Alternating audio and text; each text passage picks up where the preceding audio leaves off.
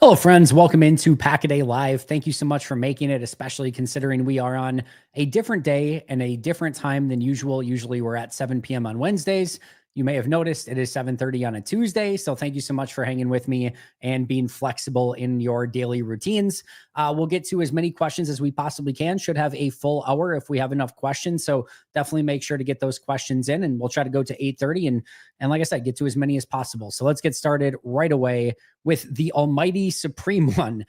Should Packers fans be inclined to root for the Eagles on Thursday? I know the goal is to win your games, and don't worry, but if it comes to the 7th seed, I'd rather take on Washington because Philly has a win against us.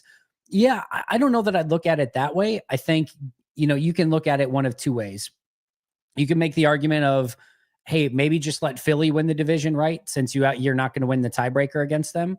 So if it comes down to the final wild card spot and it comes down to a tiebreaker between you and Philly, Philly's going to win it.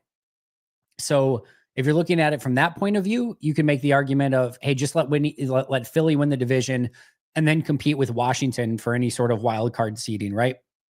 That would be one way to look at it.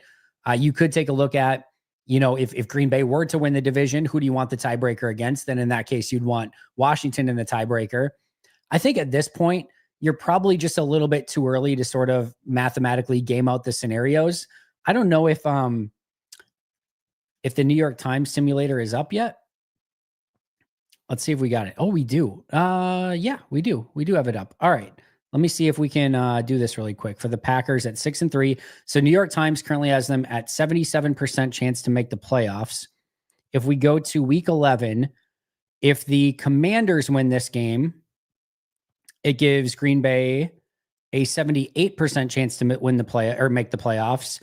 If the Eagles win the game, it gives them a 76% chance to make the playoffs. So at least per the New York Times simulator, but it is so close. It's like within a degree of each other. And now I do it for the Commanders and it's 77. Now I do it for the Eagles and it's 78. So I guess the overall answer here, at least per the simulators, is it doesn't really matter. I guess that's kind of where I'm at. I think it's probably a little bit too early to kind of game out some of those scenarios, but even as you simulate it through the New York Times, it pretty much is even either way as to whether or not, Green Bay makes the playoffs one way or the other for Eagles or Commanders in that game. The best outcome, of course, this week is if Green Bay were to win, that gets them up to an 85% chance. And there's no real discernible other game that gets them anything closer than that. So really right now, Green Bay's fate is in their own hands and they just kind of need to take care of their own business. And it's kind of where you want it to be, right? You don't have to be waiting on any other team to sort of fail or screw up. You would love Minnesota and Detroit to get some losses to hopefully get up in the division a little bit. But right now, I think it's probably a little bit too easy for that, or early for that, excuse me. Andy, I eagerly await your arrival. I shall watch with great interest. Jay Western, I appreciate that, my friend. After frustrating should have lost games by both the Vikings and the Lions, it seems like 11-6 might not be good enough in the NFC this year. Can Green Bay go 6-2 with the tougher second half of the schedule? John, are you talking about winning the division or are you talking about making the playoffs? 11-6 should definitely get you in the playoffs, I would think. Either way, I think 6-2 is very much realistic for the remainder of this year. The way that I kind of view this Packers schedule for the rest of the season is you've got 2 games against Chicago. Really need to pick up those 2 wins. Chicago is just a really, really bad football team right now, and changing the offensive coordinator is not going to change that. So really, really want those 2 wins against the Bears. Really, really want that win against the Saints as well. That's a game that you should absolutely win. They're not a good football team. So I really want to see Green Bay go 3-0 in those 3 games in particular. That gets you to 9-3. All right, so 9-3 if you pick up your easy wins.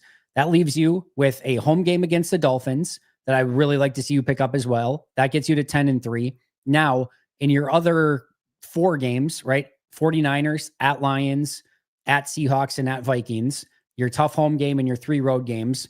Can you try to go 2-2 in those? I think that's a fair estimation of what you're going to try to do through the remainder of this year. Obviously, you take it one at a time. You try to win every game. You may win one that you didn't expect to win. You may lose one that you didn't expect to lose. There's always those opportunities in there. But I think if you kind of look at it that way, again, 4 games that you probably should win. I'll just say Dolphins, Saints, Bears at home, and Bears on the road. And then if you can go 2-2 in those other 4, the tougher ones, again, at Seattle, which again, I don't think is a super hard game, right? Just Seattle's always a tough place to play. at Detroit, at Minnesota, and San Francisco at home. Just go 2-2 in those and 4-0 in the others. You feel pretty good about that 6-2 record. Always a great watch. Andy, question: do you think Jordan can have back-to-back great second half seasons? Mike, thank you for the question and for the kind words.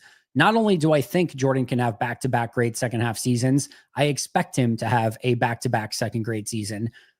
There is so much good stuff that is on tape from Jordan already in this first half. Does he need to do a little bit better job taking care of the football? Yep. Does he need to stay healthy in the second half? Absolutely. But if those two things, it's just the health in and of itself. If he's healthy and he's feeling confident and he's going out there and he's good to play, I think we're going to see less turnovers. I think we're going to see bigger plays. And I think we're going to see him be able to play within the structure of the offense a little bit more. Included within that is the ability to play under center, go bootleg, play action, and run the full functionality of this offense. And I think that's going to open up everything for everyone all at once at all times. I really, really do. So to me, if Jordan can be healthy coming out of this, which like fingers crossed, he hopefully should be able to.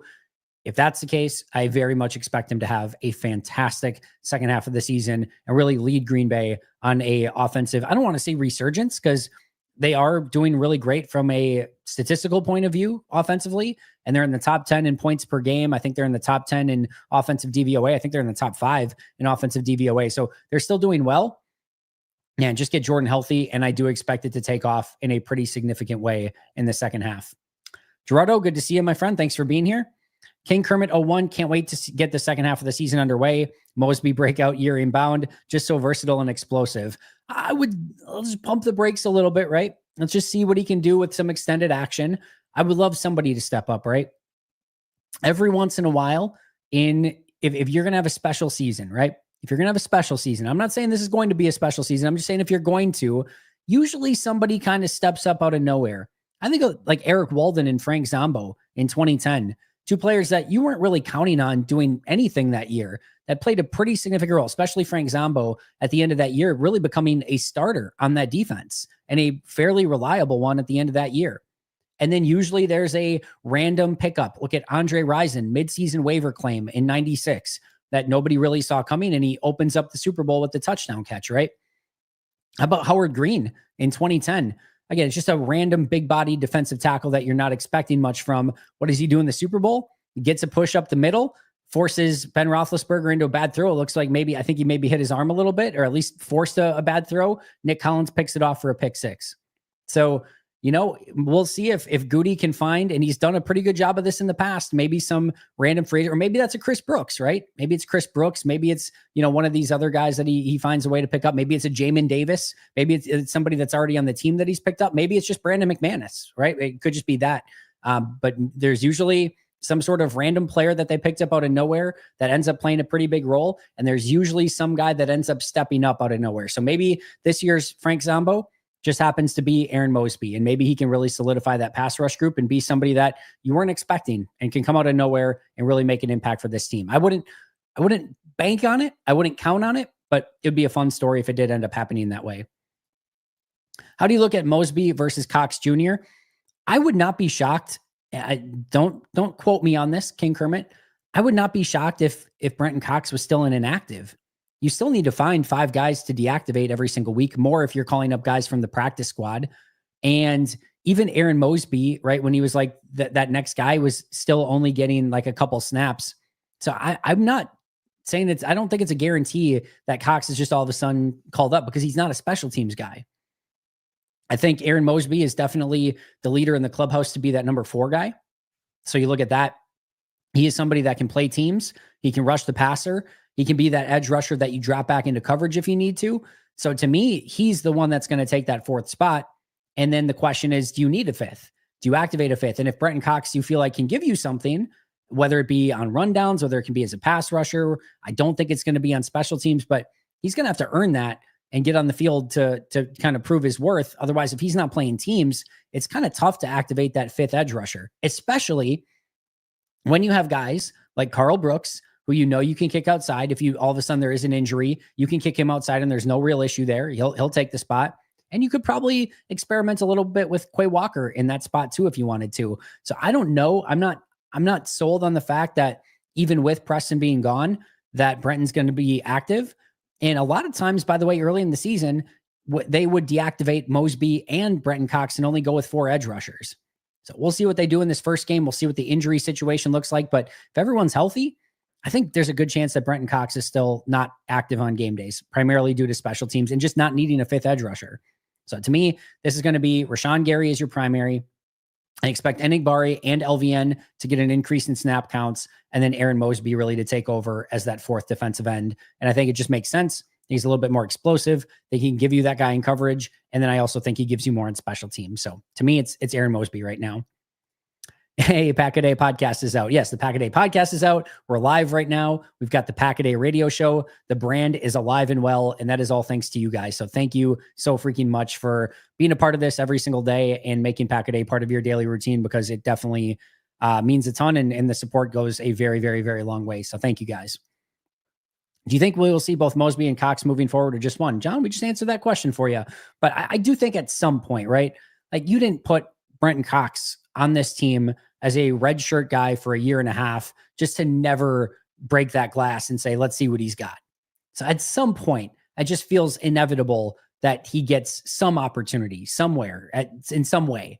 It just feels that way. But I think to begin with, it's probably Aaron Mosby. And when Brenton Cox does get that opportunity, if and when that does happen, he's going to have to make the most of it. And it might start on special teams. It might start on just a random pass rush situation, whatever it is. He's got to make the most of it and say, see, this is why you kept me, and this is why you should continue to keep me.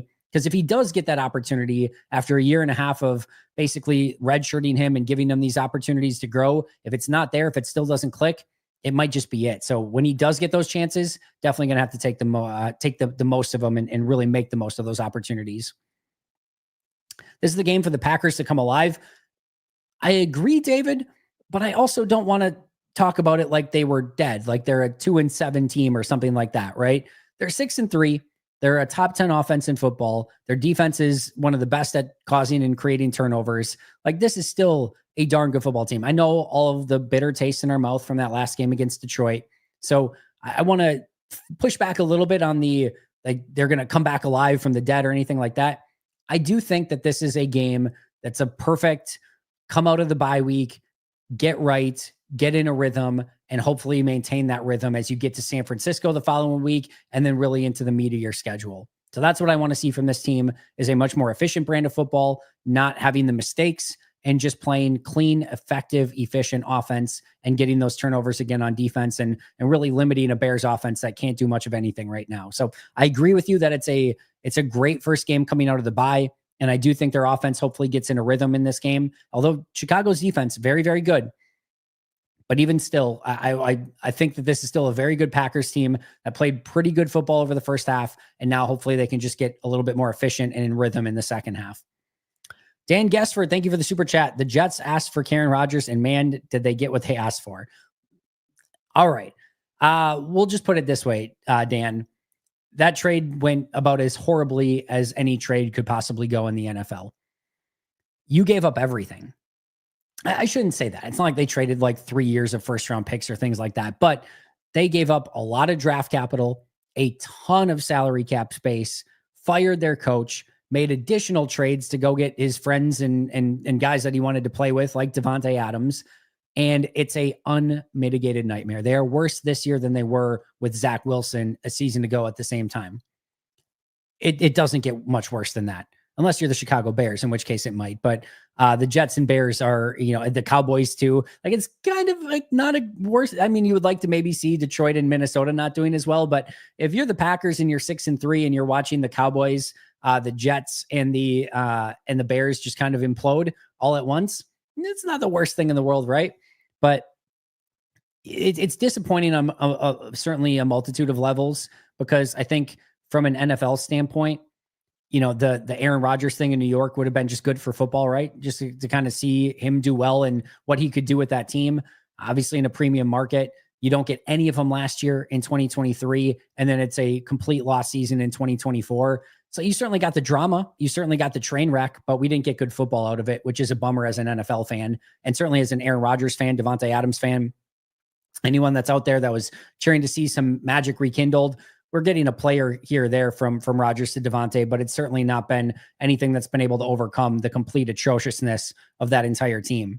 And that does start with Aaron. Like, he has not played well, and I get around him has not exactly been perfect, but this is his offense and sort of his vision and what he wanted. And it's ugly. It is really, really ugly. It's a trade that aged about as bad as it could age for New York. It's aged pretty darn well for Green Bay, other than, that move up for LVN hasn't exactly paid off the way that you would like it to. But other than that, it's a pretty darn good deal for Green Bay. Just getting off of that contract. I can't tell you guys, and I can't stress this enough, if Green Bay would have traded Aaron Rodgers plus 2 second-round picks to the Jets just to get off of that contract, it would have been a really good deal. It would have been a really good deal.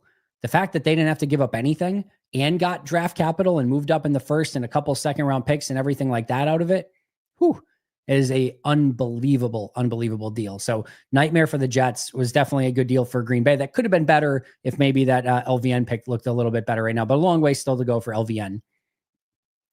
Daniel, what do you think about the Packers' depth at corner? I was talking to this today about Paul Brettel, I was talking to Paul Brettel about this today. Easy for me to say. So that'll be on the episode for tomorrow. But it's interesting. If you asked me, and I mean this wholeheartedly, if you asked me, can Jaire Alexander and Keyshawn Nixon on the outside with Bullard in the slot, Evan Williams and Xavier McKinney, can that 5 be good enough to get you through the playoffs into a Super Bowl and everything like that? If everything goes well on the front end, right? Like if the pass rush gets a little bit better and everyone else kind of does their job around them, I really think it can. I really, really do. Is it 1A perfect defensive backfield? No. But my goodness, you've got a great safety tandem in Evan Williams and Xavier McKinney, one of the best safety tandems in football. You've got a really good corner in Jaire Alexander. Javon Bullard's been fun in the slot. And Keyshawn Nixon is a willing tackler. He can blitz off the edge. He takes on the running backs in the run game. And yeah, he's not perfect in coverage, but he hasn't been abysmal out there either.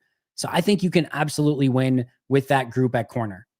Now, after that, when it comes to depth at the position, is when you get a little bit more rickety, right?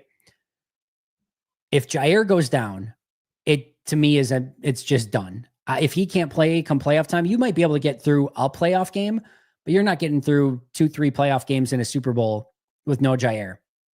You're not making it with Carrington Valentine, Keyshawn Nixon, and Eric Stokes as your starters. Like it's not going to be good enough.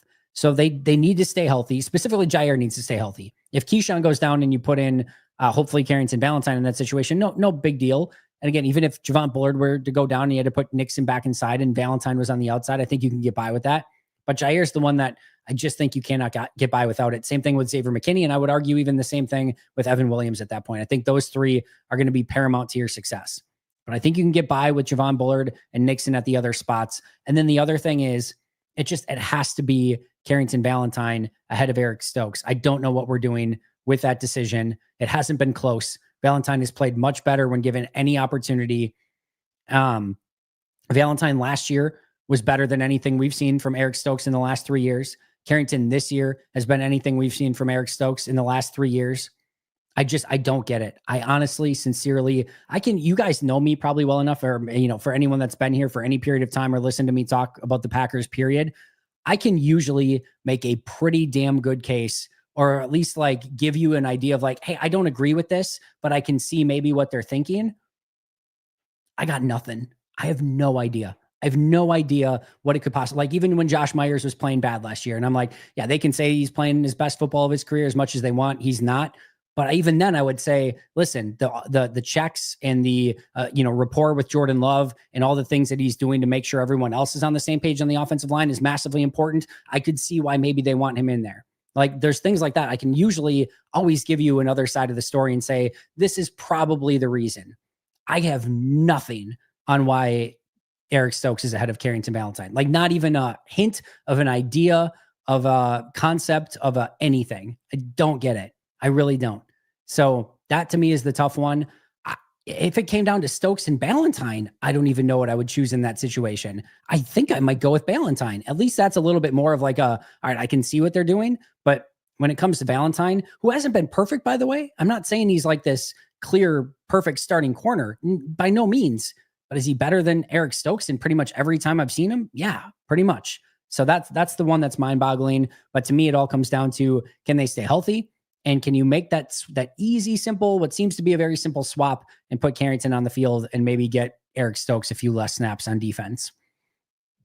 All right. Let's see. Ben, do you think Marshawn Lloyd has a good chance of playing this week? I don't think so, would be my guess. They just opened up the 21-day window. There's no reason to push him back. So I think they'll give him pretty close to 2 or 3 weeks, unless there's an injury at the position, to get back, get in game shape, and start working with the team, making sure he's understanding all the concepts, working on his blitz pickup.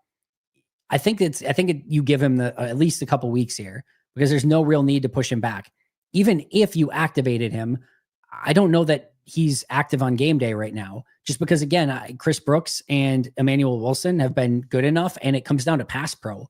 Like, I trust Brooks there. I trust Emmanuel Wilson there. I'm not sure I trust Marshawn Lloyd there right now. Now, if they had a role for him, awesome. I'm all for it. I think he's a super talented dude. So I wouldn't hate it. But my guess is they give him a couple weeks, see if there's an injury at running back or another position where you need to activate him or can activate him a little bit easier. I know they have the open roster spot right now, but I think you let him get a little bit more in game shape. Don't push him back. Don't rush him back. There's no need to push him at the moment. So let that kind of happen a little bit more naturally, and then let those, couple weeks go by. And then once you're, ready to put him up there, activate him. And then if he's ready to play, great. And if not, then you just deactivate him on game days. And I think all 4 of those running backs are going to be on the 53-man roster, though, at some point, because I just don't think you want to cut any of them, because I think all of them are 53-man roster guys. Alberto, I'm assuming more so Mosby with his versatility. I'm assuming one or the other will be inactive most game days. Yep, King Kermit, we on the same page there. Can you go over your grade of Josh Jacobs pass pro? PFF has a low grade on him. Just wondering if that is why we have the other running backs on the roster. So, Craig, when I do my grades, I don't separate it into pass play, pass pro, run blocking, or anything like that.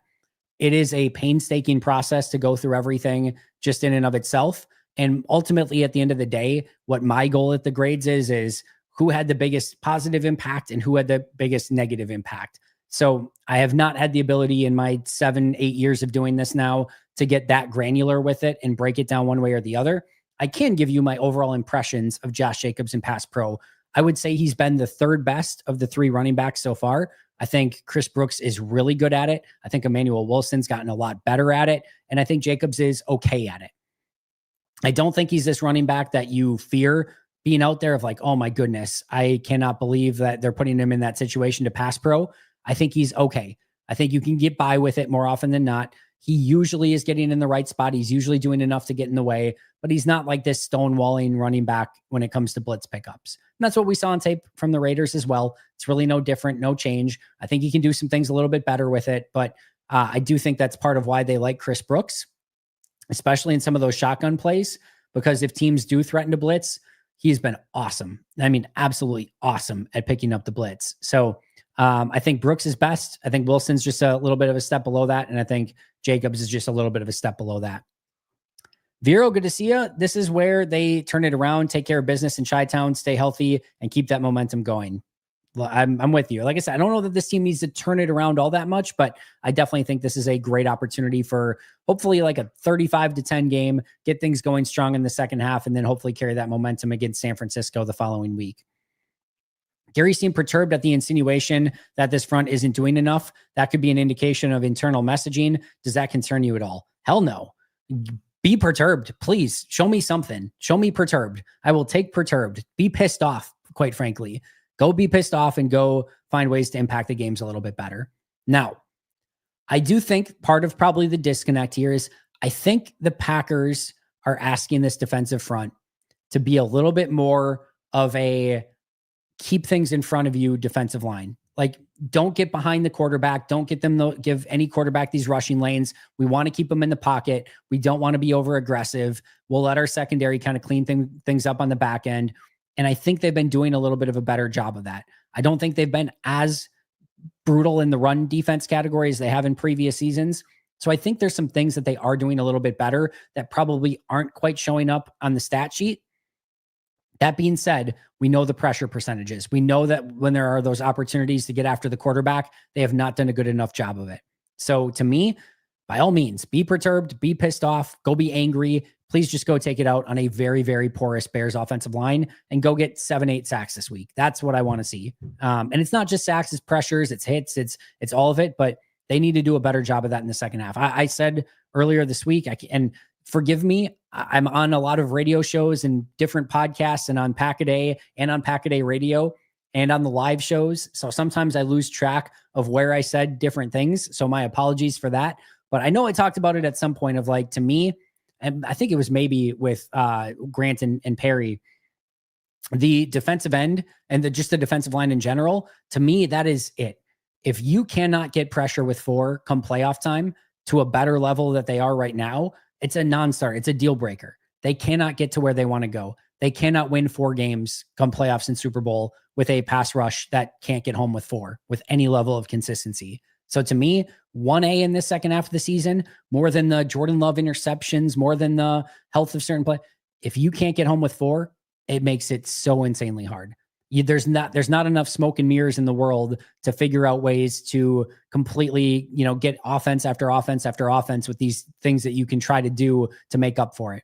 Just not going to be good enough. So Rashawn Gary, Kenny Clark, LVN, Devontae Wyatt, Carl Brooks, Colby Wooden, the list goes on and on. Enigbare, Aaron Mosby, Brenton Cox. I don't care who at this point. I really don't. But they have to find a way to win those one-on-ones and be better from a pass rushing standpoint.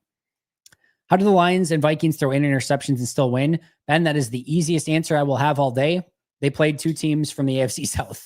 That is how they ultimately won both of those games. It is an unserious division. Green Bay went 4-0 against that division. The Lions are going to go 4-0 against that division. The Vikings are probably going to go 4-0 against that division, and the Bears are the Bears. So cheers to that. All right. The almighty supreme one again. The Bears don't have a single touchdown in their last 2 games, so you just know they're going to score their first drive on Sunday. I talked about that, I think, with Perry and Grant. I can't take it. I cannot take it. I don't care if they win 77-7, and I said this, I know, but if the Bears go down after being atrocious on offense and not being able to score, I think it's like 22, 23 offensive possessions in a row without a touchdown. If they go down and score a touchdown right away, I'm going to lose my damn mind. I'm like, and again, they could win going away after that, and I'm still going to be PO'd that they allowed an opening drive. I don't even want a field goal. I don't even want to see points on the board. Like, nothing stupid. Hold them in check. This is a bad, really bad, ridiculously bad Bears offense. There's no amount of offensive coordinator help in the world that can help them at this point. Do not give them hope. Do not give them anything. Get the ball back right away. Give it to your offense and just go put this game away early, because the Bears, we have seen it. They will just fold. They will fold in half. They don't care. They know that they're a lost cause. And they know there's no coming back from this. They know their coach is getting canned. Their offensive coordinator already got canned. Like, they're an ounce away from checked out. Just give them the reason to do it. So I don't want to see that opening drive touchdown. I don't want to see it at all. Don't even want to think about it. What are you thinking about this Bears game score-wise? I don't know. What is it? 6.5 points favorites right now for Green Bay. I think Chicago's defense will do a good enough job on Jordan Love in the offense. I don't think the Packers are going to put up a ton of points, but I don't know. I could see this being like a 23-13 game, something like that. 23-13, 26-13, somewhere in that range would be kind of my guess. I think that's a fair outcome. You're on the road. You're coming off a bye, maybe a little bit rusty, going against a very good Bears defense, an offense that is doing, new offensive coordinator things, and maybe gets a little bit of a boost and some juice from that. So again, 26-13 feels right around right, somewhere in that range. 24-13, I'll say 24-13, 24-13 Green Bay. You get 3 touchdown drives, a field goal, probably miss a field goal because that's what they do. So I'll say 24-13, but really not a close game. On a scale of 10, how impressive was Mayfield getting walked back by Bosa and still converting the 4th and 7th? Not Packers related, just one of the best plays this year, if not the best. I have no idea, by the way, what Nick Bosa was doing on that play. Like, just drag him down. This is a very weird play from Nick Bosa's standpoint. I'm a Baker guy. People probably know this about me already. I love Baker Mayfield. I think he was put in about the worst possible situation in that Cleveland scenario. Bill Belichick said this. I don't know if you guys heard this. I've been saying this for a couple of years now. I'm sure it's not like Bill Belichick just came out of thin air with it, but he said that they loved Baker coming out of the draft and just said that the worst thing possible was that he went to Cleveland. Like, he was super talented. I think he still is super talented. You saw when you get Mike Evans and Chris Godwin and company around him, he looked really good. He looked phenomenal against Joe Barry in that defense last year. But no, I think he's a really fun player. I think players really rally around him, and I would love to see him, at some point, maybe not in Tampa or against Green Bay or anything like that, but I'd love to see if they can put enough around him to really make a run. But he's a fun quarterback to watch, and it's not always the prettiest, it's not always the most efficient and technically sound, but he's a fun player to watch play football, and I always enjoy it. David says 21-17 Packers. That'd be a little bit too close for my comfort, David, but you could be right. How many points do you think it takes to win Sunday? What would be the thing we need to do to avoid an upset? Good question, Alex. Let's see. How do I want to say it? I think, to me, like anything in the 20s should be enough. You should not be allowing Chicago to get to 20 points in this game. Every game has its own identity, but I mean, just all the stuff we've been talking about. Avoid the penalties, the self-inflicted wounds, the pick sixes, the interceptions, the missed field goals. Just don't beat yourself. There is zero world in which Green Bay plays a good game of football. I'm not saying a great game of football. I'm saying just a good, solid game of football. Just a B brand of football. Just give me a solid B. If Green Bay plays a solid B, there's no way Chicago is within 9 points of the Packers. All right. The only way Green Bay loses this game is if Green Bay loses this game, like meaning it's on them. That's the only way. Just don't give them that reason to do so. Don't beat yourself, and Green Bay is going to be in a great position. So that to me it's a lot more to do with what Green Bay does and how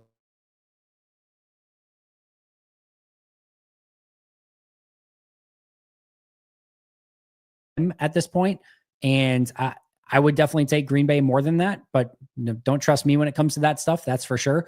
But again, I think Green Bay can win this very, very easily. And they just have to play, again, just a solid brand of football, and they're going to be more than fine. I know you don't have any new news about our players because of the bye, but man, do I want us to go all scorched earth in the second half of the season and bring home a flame-kissed Lombardi. Yeah, I don't have any news, but Dan, I would love that very much so as well. Do a Hail Mary at halftime just to mess with the Bears. Sarah, I love that idea a lot. Just start off with a Hail Mary. Just go on first down. Just be like, just troll them completely. Just first down, like as soon as you get to the 50, just be like, all right, run it. We're just going to run a Hail Mary here just to completely mess with them. But it would be great if they could find a way to integrate that into the game in some capacity. It would just be great if, like, hopefully they don't need one. Like you say, like it doesn't need to be at the end of the game. If Green Bay's going for a Hail Mary at the end of the game, things have gone very, very wrong, but it would be awesome if they got one at the end of halftime. That'd be unbelievable. Talk about like a final dagger for the Bears too. A touchdown at halftime, regardless of what the score is, like right before half on a Hail Mary would be just chef kiss perfect. Keontae, Andy, really appreciate all your content. I hope you're taking care of your mental. Keontae, I am more than taking care of my mental. I appreciate the reach out and the kind words. I've talked about this in the past.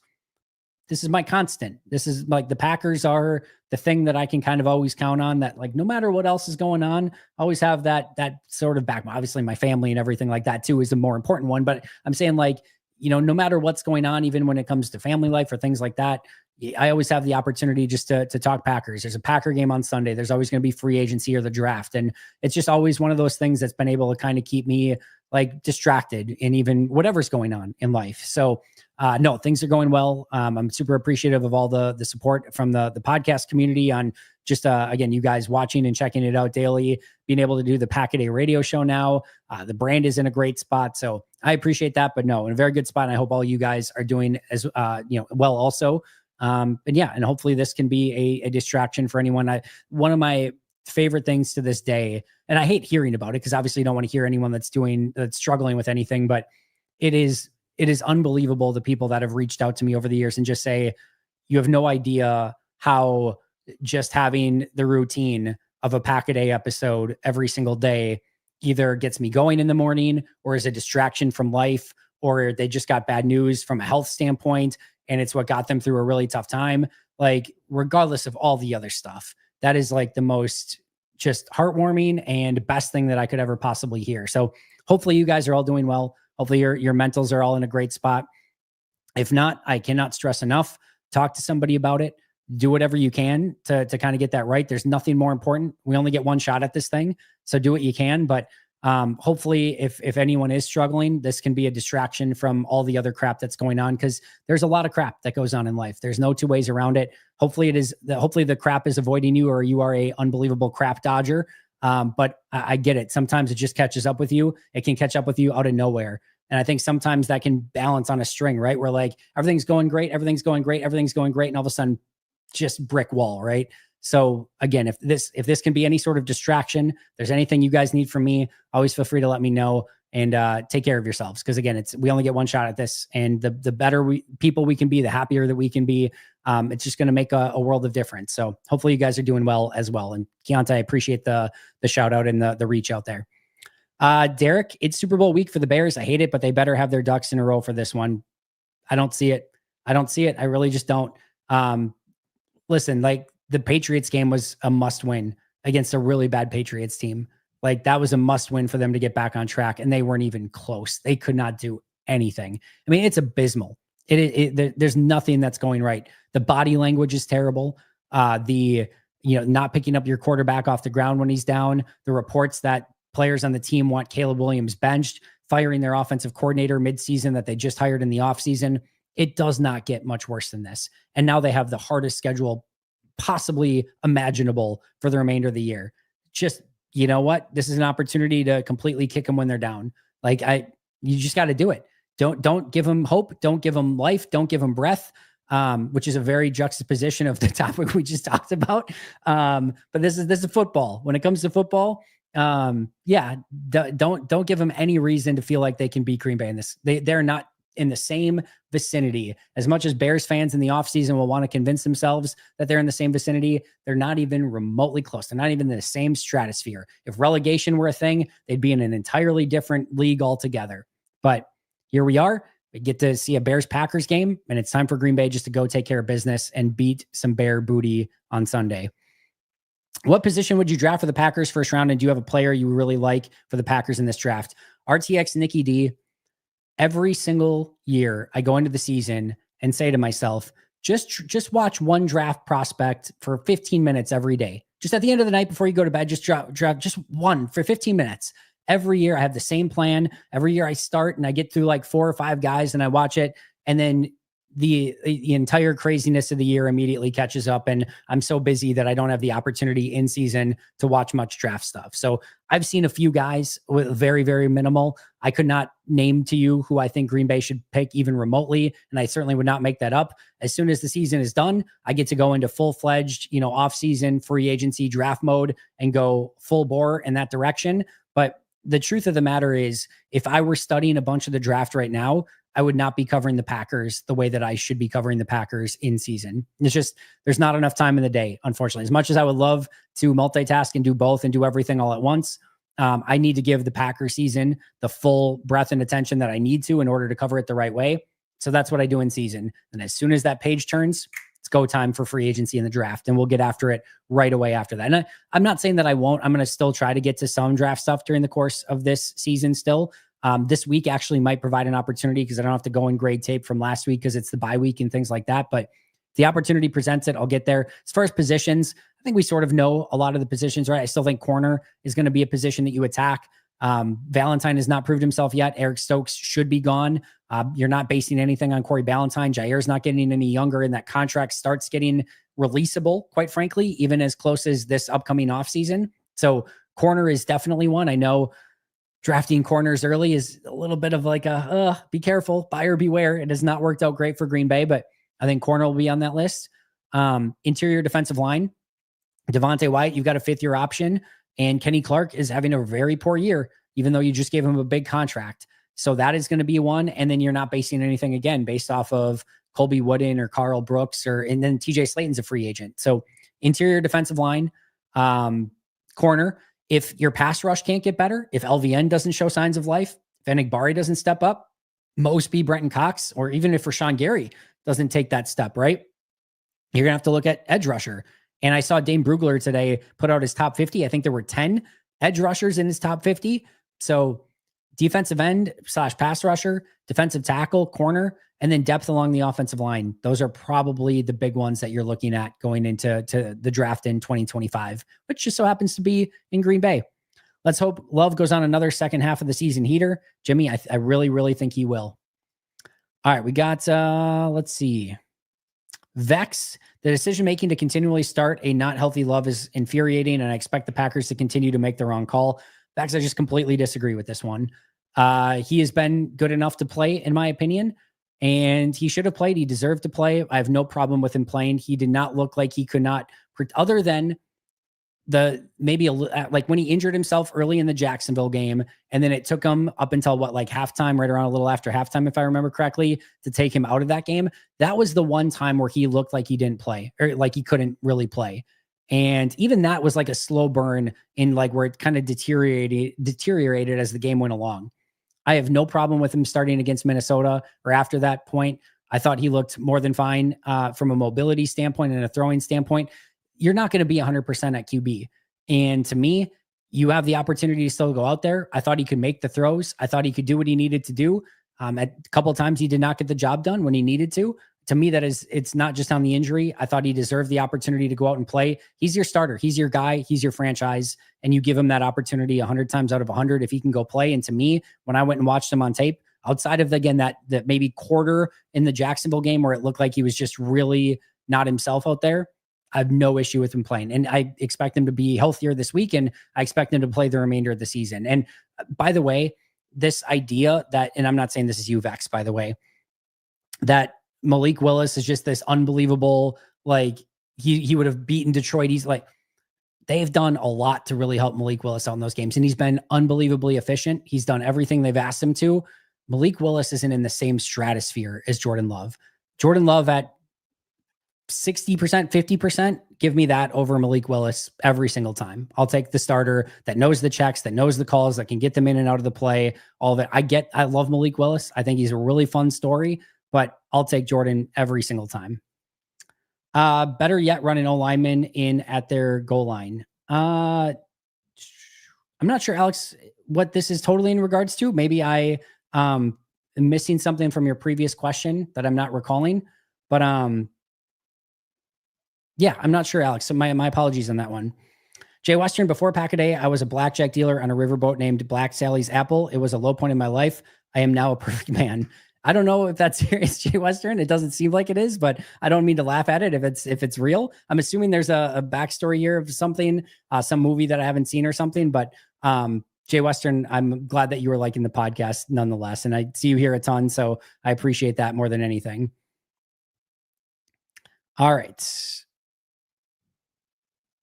What is going on with Wicks? Has he lost his confidence? It certainly looked like he did in the first half of the season, Ben. And if anyone just needed that time off, just a reboot, I think it was probably Dontavian Wicks. And hopefully he comes back ready to go. No issues. They're going to continue to utilize him in some capacity, but there's no two ways around it. He has to play better in the second half and gain that confidence back. And Green Bay needs to find a way to get his confidence back. He's too talented of a player to play like that. And it was a very disappointing first half of the season. So got to find a way to get it back, get him involved, and then hopefully he can just go on a tear, just like he did in the second half of last season. They need that again. So hopefully the week off gave him some much needed mental rest, and he can come back better than ever in the second half. You can find the radio show in Milwaukee on 105.7 The Fan, 1250 AM The Fan, and then thefanmilwaukee.com. And you can also find it on the Odyssey app as well. Daniel, good to see you. When does Cooper take over at Mike? Not this year, for sure. I'd be pretty stunned if he ever took it over this year. I don't even know if it's a thing next year. I think there's a world in which he could be certainly in on your 4-3 defense. I think he's going to stay in nickel for basically forever now. I think he'll be your nickel linebacker. And then I think there's a world in which he could be your dime linebacker as well at some point. But I don't know how quickly they give him the green dot, and I don't know how quickly they make him the true Mike. I don't think he's necessarily a true Mike either. And that's okay. I think there can be specific scenarios that you use him. He should be in every nickel. In base, you can sort of figure out if that's where you want him, or if you want bigger, more physical linebackers in base, which if that's what you want, I'm okay with it. But as long as he's playing 100% of the nickel snaps, quite frankly, that's all I really care about. That's 85% of your snaps anyway. And he should never be out in nickel defense is where I'm kind of at with it. So if in 4-3 and in goal line, you want bigger, more physical linebackers, I'm okay. I'm not going to hate it. He could probably should still be on the field, but I can at least see a vision there. And if you don't feel like from a dime linebacker standpoint that he can handle maybe the assignments and the calls and the checks and all the things like that in a very obvious passing down where a lot of times alignment and communication is more key than even some of the playmaking stuff. Because if you're in dime, it's like a 3rd and 16, right? 3rd and 15 or 3rd and obvious passing situation. A lot of times the communication and making sure everyone's aligned correctly and doing the right things is even more important. If you feel like somebody does that better than Edgerrin, I'm okay with that as well. So I don't necessarily need him to be the Mike or the green dot or anything like that. As long as he's in on 100% of the nickel snaps, which is 85% of the plays on defense, I'm very good with it. And I don't have a huge issue with the other stuff. Chances Marshawn Lloyd plays this week. We said that. I would say it's slim, not impossible. It's within the realm of possibility, but my guess is they probably give him a couple weeks to get kind of back in game shape a little bit. Deshaun Watson trade was way worse. You are 1,000,000% right, Therese. To the Packers make a mistake not drafting Cooper DeJean instead of Jordan Morgan? I wouldn't say so yet. Cooper DeJean's looked pretty good lately for Philly, but let's see what Jordan can do. And listen, yes, one of the hardest things is to spend early draft capital right now. Even like where Green Bay was picking on offensive linemen and defensive linemen. It is really, really hard to find good offensive linemen and defensive linemen. And you're going to have to put in some time and effort into these guys. You're just going to have to, because colleges are developing these players less and less and less. And we are seeing, like, look at the Jets, look at the Bears. If you don't have a good offensive line, you are just beyond bleeped, like beyond bleeped. You have no chance. It's over. It's done. Doesn't matter who your quarterback is. Doesn't matter who your weapons are. If you don't have an O-line, and if you can't hold up on your defensive line, you're just in no man's land. You're in complete no man's land. So yeah, like Cooper DeJean in the defensive backfield would be fun until all of a sudden you don't have offensive linemen that can go out and block for you.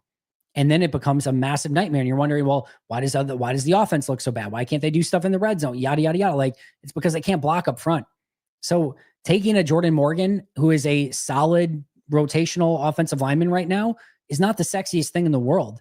But man, do you have to develop those guys, and you just have to take them from time to time. As much as you would love to take the flashier, more playmaking player, man, you're so better off far more often than not in taking the big guys, the big uglies up front, letting them develop and giving yourself a real chance along both of the defensive and offensive fronts. And if you don't do that from time to time, you're going to find that you're going to pay for it at some point. So it may not feel like the sexiest pick right now, but continuing to develop and grow that offensive line is going to be massively important as you continue to have Jordan for the prime of his career. I have no problem with that pick.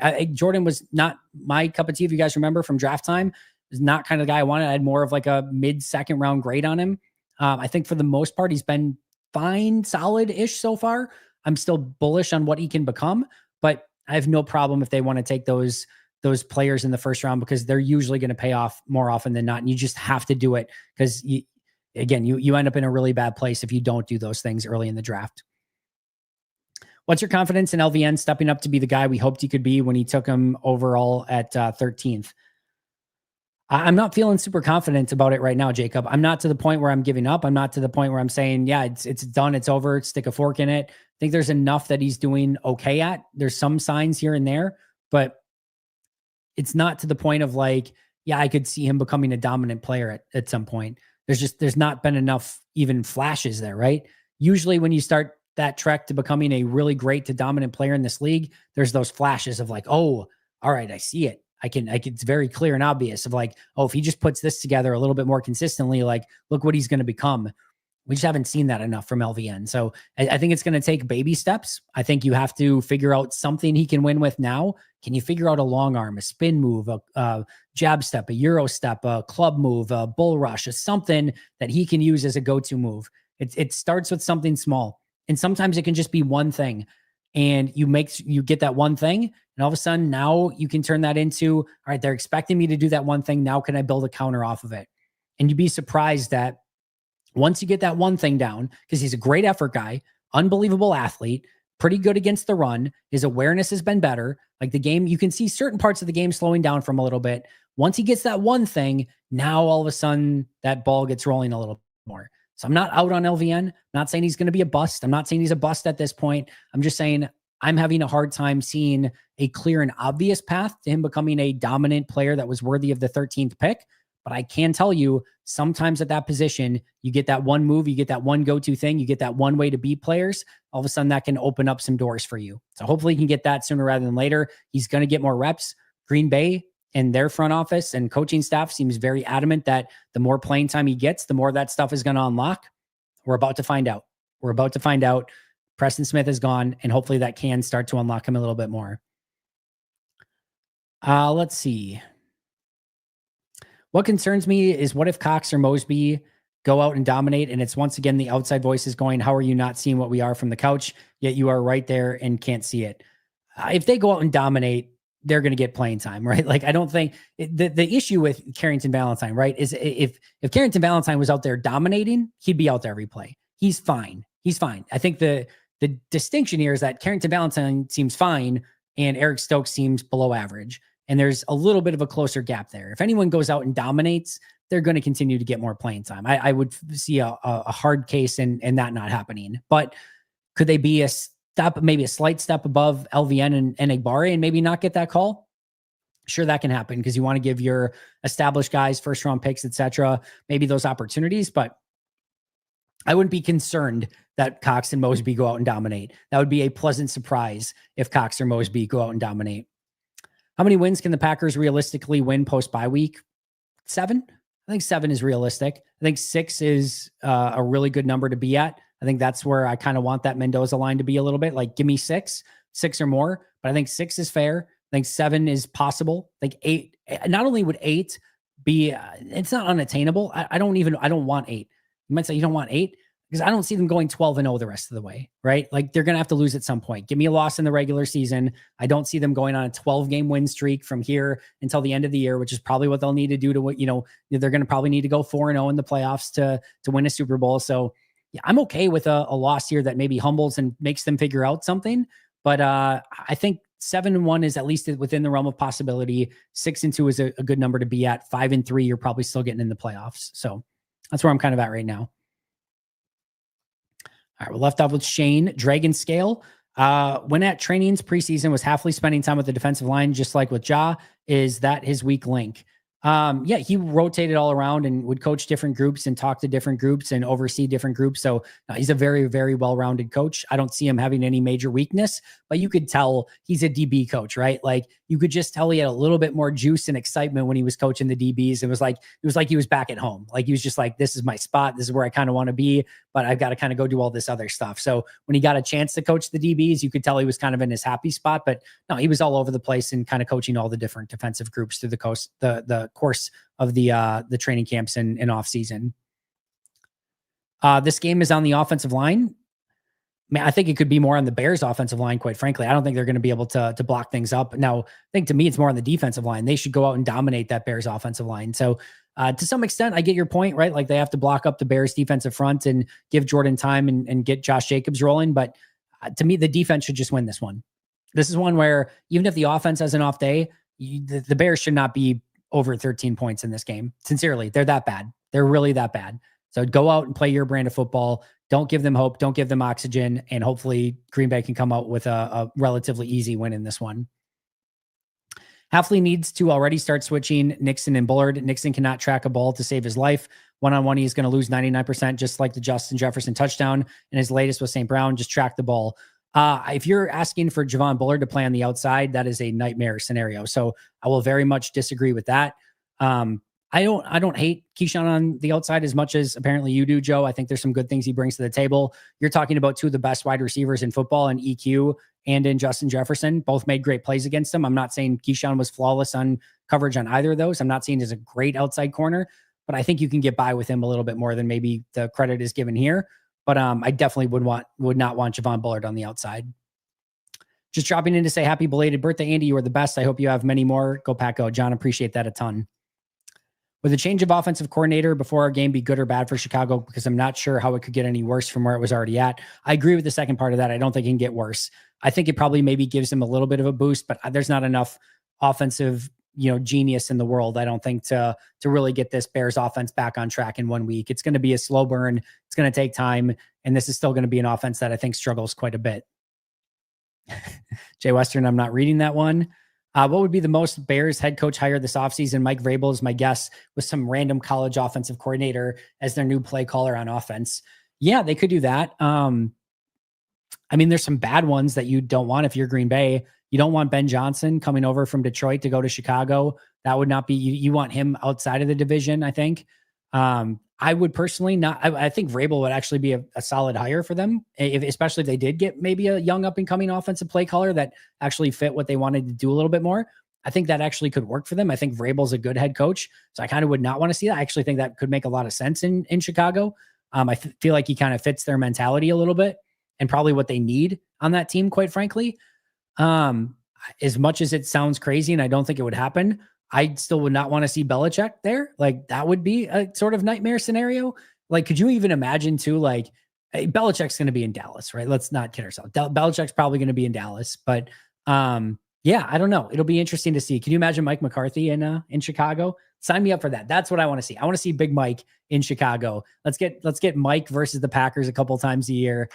Sign me up for that. That sounds like fun. I don't know if I really want to see Mike in Chicago. That might be a little bit weird, but yeah, I don't know. But I could see Vrabel. I like that actually, Jacob. I think that could make some sense for them.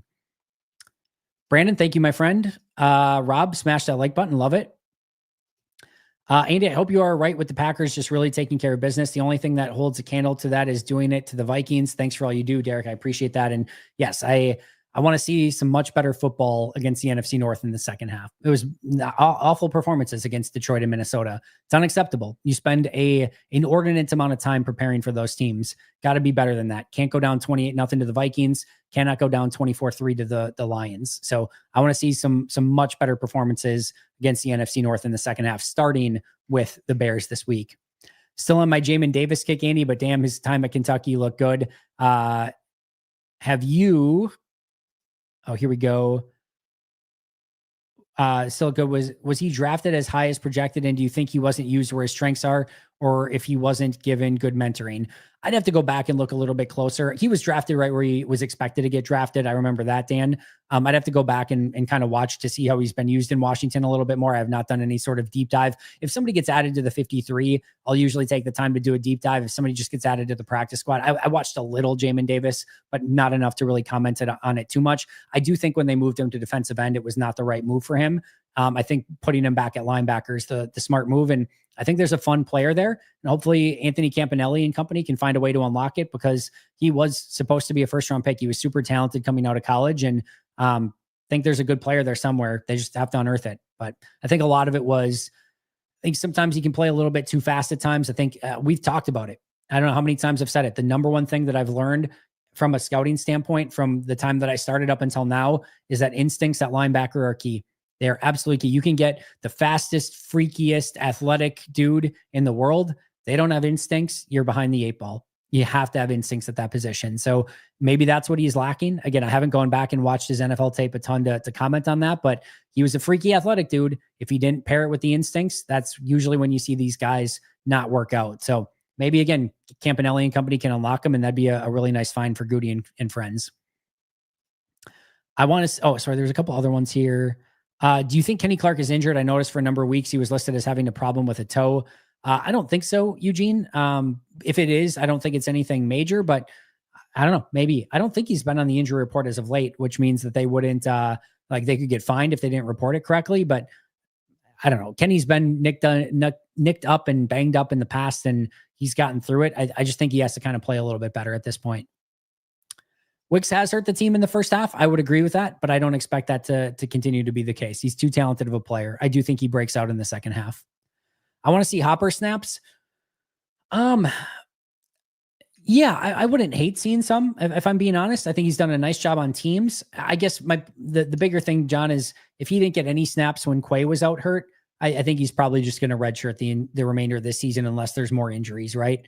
So if he could not get on the field when you were down to just Cooper and McDuffie and Wilson and no Quay, when Quay's playing all the snaps, you're not going to find more snaps for Hopper. And nobody wants Edgerrin Cooper off the field at this point. So I don't see that happening. If he got a few here and there, awesome. I would enjoy to see it just to see what he could do. But I think this is probably going to be mostly a redshirt year for him. What do you think when do you think Morgan will start to get more snaps? I think he's going to continue to rotate with Josh Myers Sean Ryan for the remainder of the season would be my guess. I think we're going to see Rasheed Walker stick at left tackle, Elton at left guard, Myers back at center, Zach Tom at right tackle. And I think we're going to see Morgan and Ryan continue to rotate at right guard for the remainder of the year, barring an injury. If there's an injury, Morgan will go in and probably start. And then I think he'll be a starter next year. I think Myers is probably gone in free agency. I wouldn't say that for sure. I think it's a legitimate coin flip, but I think he's probably gone. And then you do some shuffling and Morgan becomes a starter next year. Very curious to see what festivities the Packers have planned for the draft. Guessing they will need to plan some special events and have booked some entertainment for those staying in Green Bay. Very much so. There's usually concerts involved with the draft. So I know when I was in Vegas, there was a few different concerts that you could go to and things like that. So there will absolutely be events that take place, including, I think, a variety of different concerts. Who coaches LVN? It is, sorry, I always get, is it Rebrovich still? I think it's Rebrovich, right? It is.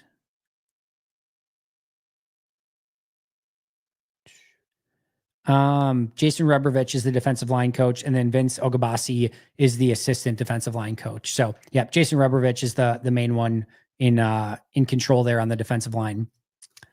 I will get to all these super chats before we go. I'm going to try to just finish up everything that we've got in chat here. Would there ever be a world where we ultimate Malik Willis in a Taysom Hill adjacent role, not as a pass catcher, but more of a change of pace quarterback? Nope. You're not taking Jordan off the field. You're doing teams a favor when you take Jordan off the field. So things have gone very wrong at quarterback with Jordan if that ends up being the case. So no, I do not see a world in which that would happen over the next year and a half while Malik is still on the team. Is there anything you've seen from Jordan Hicks that may garner a game day activation? Heard him talking to Nagler, and he's a bright kid. Tough to crack our wide receiver room, but has he flashed you in camp? I did like Hicks coming out. He was actually, of all the undrafted free agents, he was probably my favorite one. It's Jaden Hicks though, right? Just double checking. I think it's Jaden Hicks, if I remember correctly. Julian Hicks. Julian Hicks is who it is. Jaden Hicks is the safety from that the Chiefs drafted that I really liked. Julian Hicks is the wide receiver that was the UDFA. So Julian Hicks, really, really liked him. He was, like I said, my favorite UDFA that they picked up when I went back and watched all the UDFAs and looked at tape of all of them. Hicks went to the top of my list. I thought he was really talented. Now, I don't think there's any role for him. I don't think he gets called up. I think you're already struggling to get Malik Heath even activated. So, no, I don't think Julian Hicks gets any game day activations or anything like that, barring any sort of injury. And even then, you've got 3 wide receivers on the practice squad. So whether that would actually be a Julian Hicks or whether that would be one of the other 2, you've got, can you guys name them? I can name one of them. Cornelius Johnson, I knew of. Malik Knowles is the other one. So Malik Knowles, Julian Hicks, and then Cornelius Johnson. They've got 3 on there. Which one they would activate in that situation, your guess is as good as mine. Nixon is the best tackler of the DBs. No, Xavier McKinney's a better tackler, and Evan Williams is probably, though, at least in the same vicinity / conversation. Javon Bullard is a more physical tackler, but he will miss tackles being over aggressive from time to time.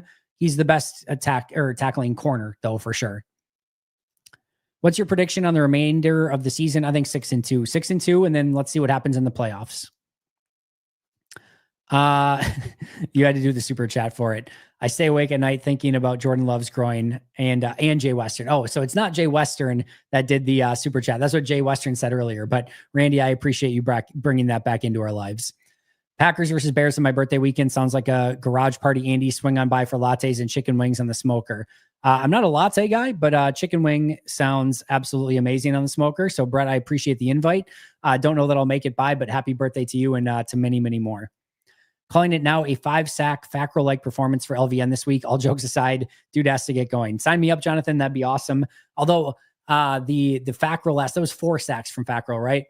That was, I think, that was one of those games where you go back and watch it and it was like very, very fluky, obviously, which you can imagine because it's Kyler Fackrell. But he had a nice year that year. But yeah, that 4-sack game, he definitely stumbled into a couple of those, to say the least. John, Andy, what's your prediction on the remainder of the season? All right, there we go. We just went over that, John. 6-2. Like I said, let's see what then they can do once you get into the playoffs. Been reading up on Neanderthals lately, and boy, oh boy, they'd fit the linebacker position perfectly. Stout, instinctual, and willing to hit.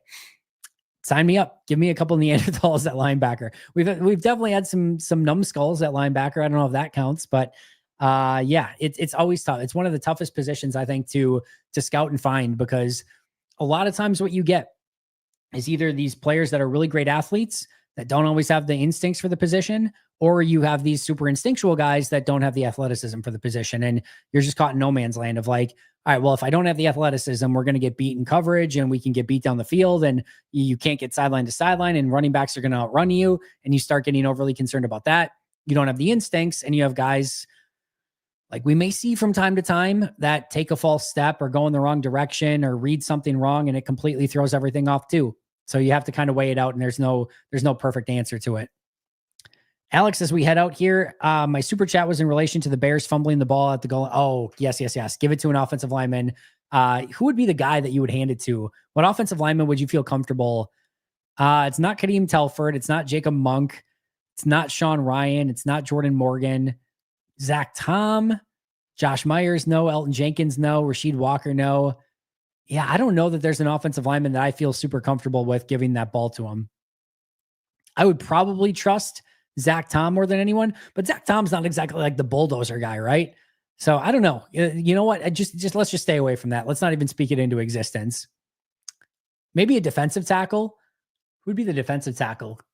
Devontae. I would give it to Carl Brooks. I trust Carl Brooks. He's the guy I trust. If you're going to hand it to a lineman, I trust Carl Brooks to get it in. That'd be the guy I would hand it to. I just want Clay back. I talked about this the other day. Like, I don't think he gets enough credit. He was absolutely awesome. If you could turn Eric Stokes into Charles Woodson or Elvian into Clay Matthews for this year, which would I choose? Man,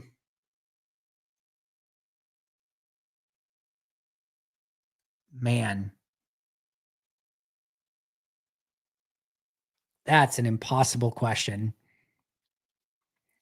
My instinct says Charles, because man, going Jair and Charles outside in base with Evan Williams and Xavier McKinney is unbelievable.